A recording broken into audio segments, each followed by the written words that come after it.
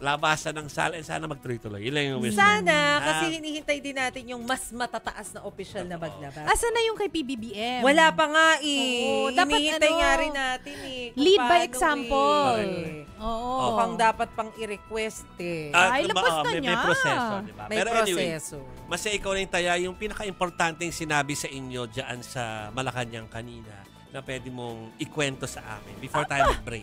Di yamang nakita na natin kanina sa Secretary Vince Dizon. Simulan na natin sa DPWH. Sige. Kasi di ba ang sinasuggest dyan, isa sa mga idea ni Senator Sherwin Gatchalian, sa dami-dami ng mga kontrobersya, anomalya, corruption dyan sa ahensya na yan, abolish nyo na! Diba? Total, nandyan naman lahat ng mga pagnanakaw eh. Yeah. Pero ang sinasabi ng Malacanang, uy, teka, time out muna Hindi lahat ng mga tao dyan sa DPWH magnanakaw. Dapat, kilalanin din naman natin na meron ding mga tauhan dyan na honest at naglilingkod ng tapat. Ito po yung sinabi ni Yusek Claire Castro. Sa ngayon po ay hindi po pa naiisip kung dapat itong i-abolish dahil dapat ang tanggalin dito yung mga gumagawa ng mali. Madali naman pong malaman kung sino-sino ito at sa tulong na rin po ni Secretary Vince, matatanggal po ang dapat matanggal sa ahensya.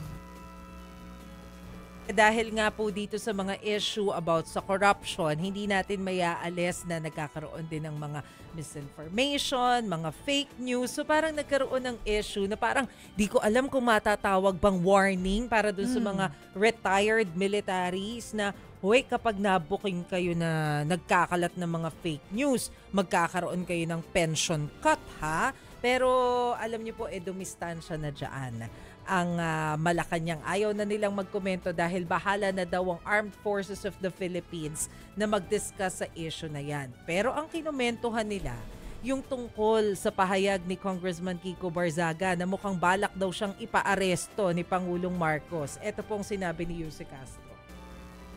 So, mahirap bibigay ng isang intelligent answer or response gamit ang pag-iisip sa mga bagay-bagay na wala namang basehan. Kayo po muna magtanong sa kanya, saan niya galing? Saan galing itong kanyang mga sinasabi? And of course, meron din po siyang panawagan doon sa mga patuloy na bumabatikos. So okay lang yung mga bumabatikos eh. Ang concern nila yung mga naninira daw sa credibility at integridad ng Independent Commission for Infrastructure o ICI. Ito pong sinabi ng Malacanang. Siguro ang hiling nilaman po natin doon sa mga obstructionists na gumagawa na lang ng iba't ibang kwento para sirain ang integridad ng ICI. Bawasan nila to o hintuan na nila dahil hindi po ito nakakatulong sa ekonomiya. Mas maganda po talaga na magkaroon ng mas ngipin, pangil ang ICI. Pero sa ngayon po nakikita naman po natin na maganda ang itinatakbo ng ICI. Kung may igaganda pa, hindi naman po ito sasarahan ng pinto ng Pangulo. Matatandaan natin, di ba parang nag-joint forces yung iba't ibang mga business groups. Tapos nanawagan sila kay Pangulong Marcos na, uy, action na naman natin tong mga issues on corruption and kabilang sa mga hakbang na kailangan gawin natin, bigyan natin ng pangil yung ICI kasi kulang yung powers nila. So yun po yung naging sagot ng may bill na Malacanang. final, di ba? Si Congresswoman Laila de Lima. And then meron ding counterpart sa Senado kay SP Soto. Oo.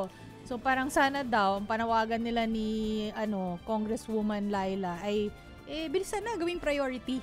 Yes. Para Oo, magkaroon para ng maisabatas to? itong ICI. Contempt power. Yes. Ang ICI. Kasi ngayon subpoena lang yung pwede. Subpoena power. Pero hindi sila pwedeng mag-contempt. Tsaka kaya maraming may duda dun sa ICI. Kasi kaya nga nananawagan yung iba sa atin o marami na ipakita nyo na lahat kung anong pinagagawa nyo, pinag-uusapan nyo. Pero yun nga, on the other hand, meron din kasi silang mga reservations. Yeah. Oo. Okay. Ay, ilubos mo na, Mase. Ano yun? Meron Ano bang yun? huling soundbite na gagamitin tayo tukol kay VP Sara?